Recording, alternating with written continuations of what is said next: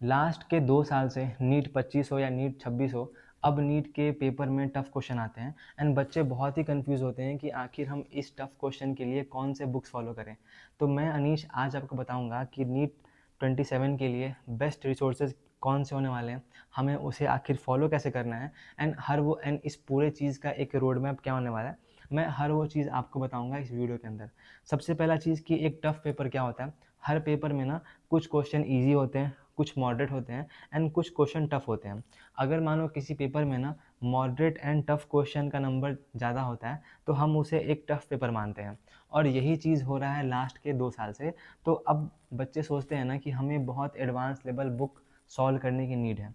लेकिन तुम एक बात समझो, अगर तुम मेरी वीडियो देख रहे होगे इसका मतलब तुम क्लास 12th में होगे या फिर तुम एक ड्रॉपर होगे एंड तुम्हारे पास करीब 10 महीने हैं एंड इस 10 महीने में तुम्हें नीट के 80 चैप्टर को कम से कम 5 से 6 बार तुम्हें पढ़ना है। ठीक है, तो हमारे पास बहुत वक्त नहीं है। अगर तुम बहुत एक एडवांस लेवल बुक लगाते हो ना तो तुम्हारा सारा टाइम वहाँ पे ही निकल जाएगा और तुम शायद अपने पूरे सिलेबस को एक बार भी फिनिश ना हो पाए तुम्हारा एग्ज़ाम से पहले। तो हमें कुछ ऐसा प्लानिंग करना है कि हमें बेस्ट बुक्स यूज़ करने हैं एंड साथ में हमें एक स्मार्ट स्टडी करना है ताकि अगले साल पेपर टफ हो आसान हो कुछ भी हो, हमारा एक ऑल इंडिया रैंक आ सके। अब देखो, बात करते हैं फिजिक्स के लिए।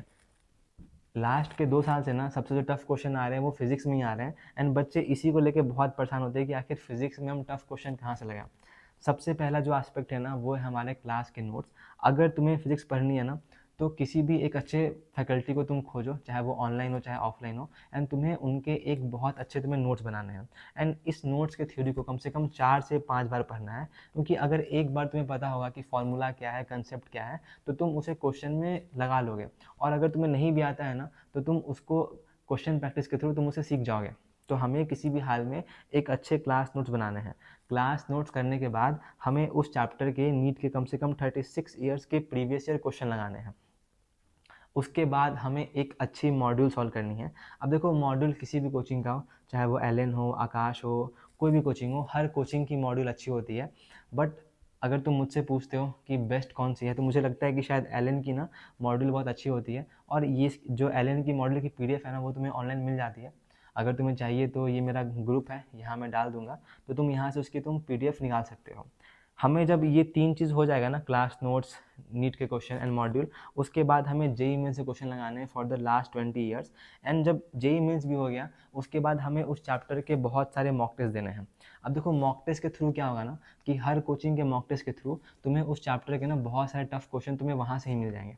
एंड ऑनेस्टली अगर तुमने क्लास नोट्स, नीट के last year question, module, JEE Mains and mock test लगा लिया ना, अगर तुमने इतना भी सिर्फ कर लिया ना, तुम्हारे लिए नीट में अगले साल पेपर बहुत टफ भी आया ना तो 180 में से 170 मार्क्स लाना कोई बड़ी बात नहीं है। ये मैं तुम्हें ऑनेस्टली के साथ बोल रहा हूँ। अब देखो, ये सब करने के बाद अगर तुम्हारे पास वक्त बच जाता है ना तो जो भी एक स्टैंडर्ड बुक होती है, चाहे वो एच सी वर्मा हो चाहे डी सी पांडे हो, you can solve. But first of all तुम्हें ये 5 चीज़ हर चैप्टर के लिए करना है। ऐसा नहीं कि जो स्टार्टिंग के जो 5-6 चैप्टर्स है वहाँ तुमने खूब खूब पढ़ा, सब कुछ किया, ये पाँचों भी किया, फिर बुक्स भी सॉल्व किए, और जो बाकी के 15-20 चैप्टर हैं वहाँ पे तुम अच्छे से क्लास नोट्स भी नहीं तुम पढ़ पा रहे हो अच्छे से। तो हमें एक ऐसा प्लान करना है कि हमें हर चैप्टर को एक इक्वल इंपॉर्टेंस एंड टाइम देना है। अब देखो, बात करते हैं ऑर्गेनिक, आईओसी एंड फिजिकल में। तो यहाँ भी सीक्वेंस ऑलमोस्ट सेम होने वाला है। हमें क्लास नोट्स करने हैं, हमें नीट के क्वेश्चंस करने हैं एंड फिर मॉड्यूल करना है। देखो, ये 3 करने के बाद ना हमें उस चैप्टर की एनसीईआरटी पढ़नी है एंड सिर्फ एनसीईआरटी ही नहीं पढ़नी है, उस एनसीईआरटी में जो बैक में जो क्वेश्चन दिए हुए हैं और या फिर जो इन टेक्स्ट क्वेश्चन दिए हैं हमें उसको भी साथ में लगाना है। अब ये जो 4 चीज़ के बाद हमें क्या करना है, हमें जेई में से क्वेश्चन लगाने हैं एंड उस चैप्टर के खूब सारे मॉक टेस्ट देने हैं।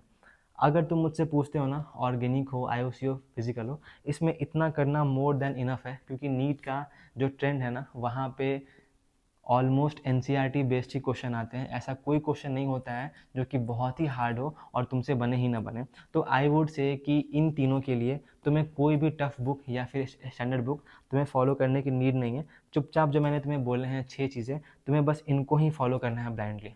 अब देखो, बात करते हैं बायोलॉजी के बारे में।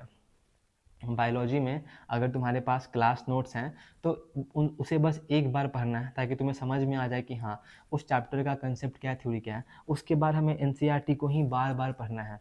मैंने खुद लास्ट ईयर एनसीईआरटी को कम से कम 20 बार पढ़ा होगा तो तुम ये टारगेट लो, तुम्हारे पास करीब 10 महीने हैं, एंड इस 10 महीने में तुम्हें कम से कम 30 बार तुम्हें एन पढ़नी है।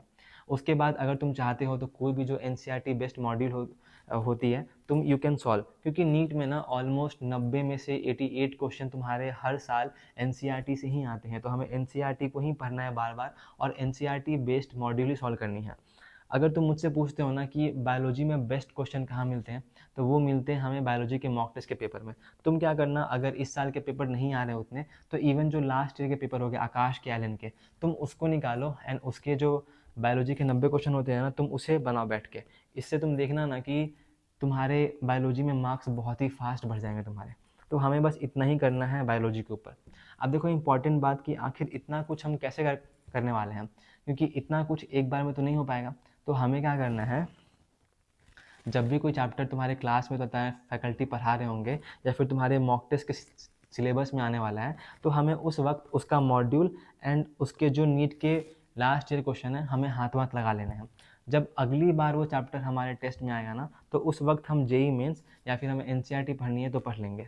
कम से कम ये 2 तो हमें मैंडेटरी करना ही करना है। और जब वापस से थर्ड टाइम वो चैप्टर तुम्हारे टेस्ट में आने वाला होगा ना, तो उस वक्त तुम्हें कोई बुक सॉल्व करना है ना, तो हम उस वक्त करने वाले हैं।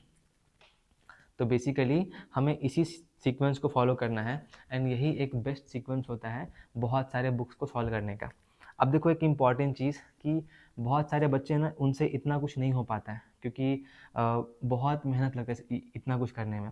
लेकिन अगर तुम मुझसे पूछते हो ना, तो फर्स्ट अटैम्प्ट में जब तुम अपना सिलेबस पढ़ रहे हो ना, तो तुम क्या करना, कम से कम नोट्स, मॉड्यूल एंड PYQs तुम्हें मैंडेटरी है लगाना।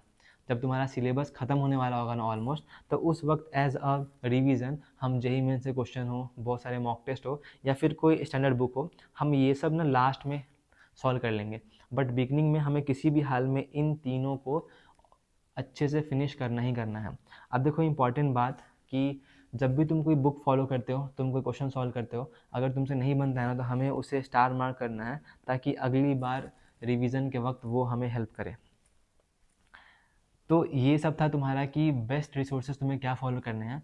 अब तुम्हारे लिए एक सरप्राइज़। अब देखो अगर तुमने वीडियो यहाँ तक देखी है ना, इसका मतलब तुम अपने एग्ज़ाम को लेके बहुत सीरियस हो, and I have something for you. देखो मेरे पास कुछ है, उसका नाम है एस नीट। अब देखो एस नीट में क्या करता हूँ ना, मैं बच्चों को गाइड करता हूँ कि आखिर हमें एग्ज़ाम में कैसे एक अच्छी रैंक लेके आनी है। और मैंने पता है इसे आज से करीब 6 मंथ पहले जैन में लॉन्च किया था।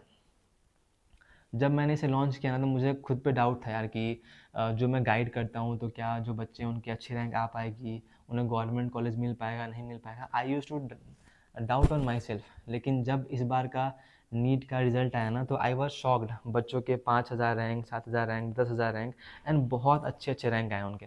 एंड ये बस मैं ऐसे ही नहीं बोल रहा हूँ, मेरे पास सारे स्क्रीन शॉट्स हैं, सारे PDF, everything I have. But पता है इसमें भी एक खास बात क्या है, कुछ बच्चे पढ़ने में अच्छे होते हैं तो उनके लिए रैंक लाना कोई बड़ी बात नहीं है। मेरे पास बहुत सारे बच्चे ऐसे थे ना, जिनके जैन में 300-400 मार्क्स आते थे, और 4 मंथ में हमने इतना पुश किया कि आज वो एक गवर्नमेंट कॉलेज में जाने वाले हैं। तो सोच के देखो हमारे पास 10 महीने हैं, अगर हम तुम अभी से ही मिलके अच्छे से पढ़ते हैं ना, तो क्या पता अगले बार नीट में पेपर टफ भी हो, क्या पता हम एक बहुत अच्छा रैंक लेके आ सके। ठीक है, तो it was all about as NEET. अगर तुम चाहते हो कि तुम्हें ज्वाइन करना है या फिर तुम्हें और जानना है कि आखिर हम यहाँ क्या करते हैं, तो मैंने पूरा एक वीडियो बनाया है इसके ऊपर, you can watch the video, मैंने उसका लिंक नीचे दिया गया है। So it was all from my side. अगर तुम्हें वीडियो अच्छा लगा हो तो please do subscribe me.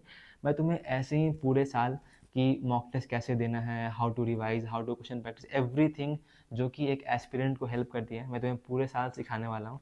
So please do subscribe me, इससे मुझे मोटिवेशन मिलती है to help you more. So it was all from my side. Thanks for watching.